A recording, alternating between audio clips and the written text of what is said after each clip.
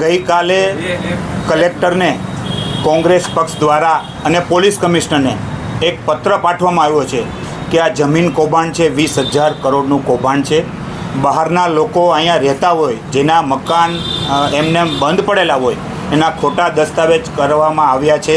એમાં જિલ્લા કલેક્ટરને પણ આ બારામાં રજૂઆત કરવામાં આવી છે અને જે કોમ્પ્યુટર ઓપરેટરે જે દસ્તાવેજમાં ગેરપૂર્વક કાનૂની જે ચેડા કર્યા છે એની સામે કડક પગલાં લેવામાં આવે. પણ આમાં તો ખાસ કરીને ભાજપના લોકો પણ આમાં સામેલ હોવા જોઈએ, તો જ એટલા મોટા કૌભાંડ થાય. ખરેખર આ ગેરવ્યાજબી વાત છે અને આની સામે કડકમાં કડક પગલાં લેવાય અમારી માગણી છે. 17 દસ્તાવેજ સામે આવ્યા છે. તમને લાગે છે આનાથી વધારે દસ્તાવેજ હોઈ શકે અને એની તપાસ નિષ્પક્ષતાથી થાય છે કે ભાજપના નેતાઓ સંડોવાયેલા હોય? આમાં બધી જગ્યાએ ભાજપના જ નેતા સંડોવાયેલા છે, તો જ આવડા મોટા કૌભાંડ થાય.